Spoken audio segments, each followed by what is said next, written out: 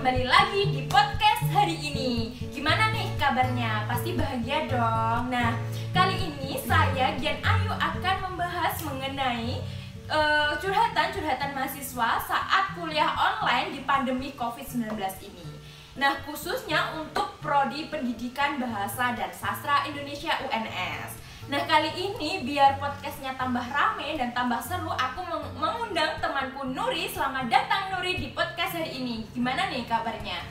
Alhamdulillah, kabarku baik hari ini. Nah, langsung saja kita membahas tentang topik hari ini.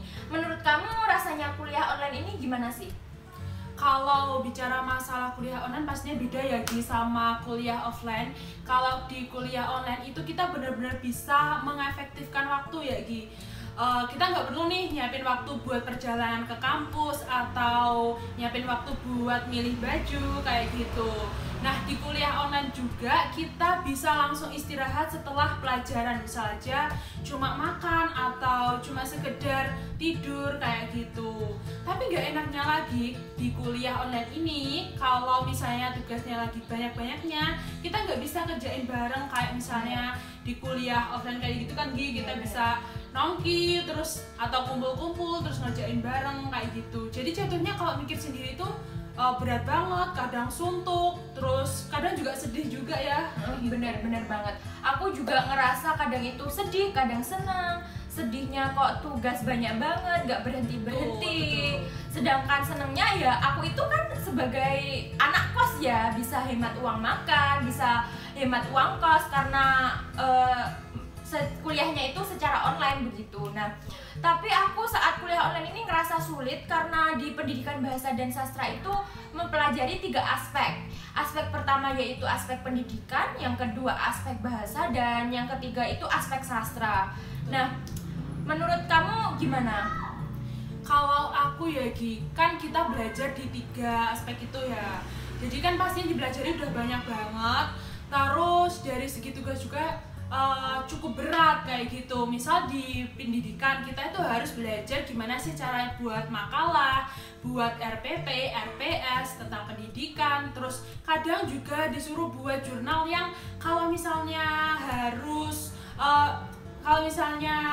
pengen nilainya A, itu kita harus terbit dulu kayak gitu kan Gi. Terus kalau misalnya di bahasa kita belajar tentang linguistik. Nah, di linguistik itu sendiri kan nggak hanya sekedar linguistik aja, tapi ada banyak sekali cabang ilmunya kayak fonologi, morfologi, belum kayak kalau linguistik itu nanti digabung sama ilmu lain kayak psikologi jadi psikolinguistik. Nah, nanti kita mau fokus nih di situ, udah mecah lagi ke sastra. Kita harus misalnya buat puisi, novel, terus cerpen kayak gitu. Kalau udah naik taraf nganalisis novel kayak gitu kan, jadi udah banyak, terus nggak bisa fokus kayak gitu. Kadang ya itu berat lah. Ya, walaupun kita itu ngerasa berat, ya sesuai sih apa yang kita dapatkan karena di Pendidikan dan Bahasa Sastra Indonesia UNS itu sudah berakreditasi A. Nah, aku itu sempat membaca di laman web Taman Belajar bahwa keketatan melalui SNM itu sampai 3,93%, sedangkan SBM itu mencapai 2,43%. Nah, itu berat banget pastinya. Dan bonus yang kita dapatkan ini yaitu Pendidikan Bahasa dan Sastra Indonesia UNS ini sudah proses akreditasi internasional di FIBA. Nah, jadi kebayang sih kita itu effort dalam belajar, effort dalam kuliah itu sangat tinggi. Nah, ada nggak sih tips dari kamu biar tetap semangat kuliah? Kalau aku ya ingat-ingat lagi perjalanan kita buat bisa kuliah itu nggak kecil. Kita mulai dari sebelum masuk ke UNS kita ada yang ikut UTBK, ada yang jalur SNM kayak gitu kan. Itu harus diingat-ingat lagi, apalagi kita udah semester 5 kan Gi. Perjalanan buat kesini itu panjang, ada suka duka yang harus dilewati.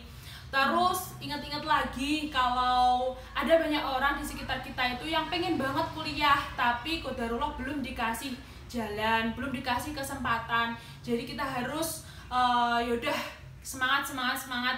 Kamu itu orang beruntung karena bisa kuliah di sini kayak gitu. Iya bener banget kan banyak ya orang-orang di luar sana itu udah lulus SMA tapi nggak bisa kuliah karena terhalang beberapa hal, salah satunya yaitu terhalang ekonomi dan lain sebagainya. Nah kita itu sebagai mahasiswa ya harus semangat dalam belajar, karena kita belajar itu nggak sebanding dengan perjuangan orang tua kita untuk membiayai kuliah kita ini. Jadi kita harus semangat, harus bisa menjalani kuliah ini dengan baik. Nah ternyata hari ini sudah sore juga, kita cukupkan podcast hari ini. Semoga podcast kali ini bermanfaat bagi orang lain dan mahasiswa yang mendengarkan podcast ini tetap semangat supaya bisa membahagiakan orang tua. Ada kesan-pesan untuk mahasiswa di luar sana? Kalau aku ya tetap semangat pastinya, karena semangat itu mempengaruhi kinerja kamu di kampus. Terus nikmatin aja prosesnya. Kadang emang hidup itu nggak selalu seneng, kadang ada susah juga, dan dari susah itu kita belajar tentang makna hidup itu kayak gini, kayak gitu kan. Terus kalau lagi sibuk banget jangan lupa nyempetin waktu buat istirahat. Kalau lagi suntuk banget jangan lupa nyempetin waktu buat main. Terus dikuatin lagi ibadahnya, itu aja sih Gi. Baik, Nurin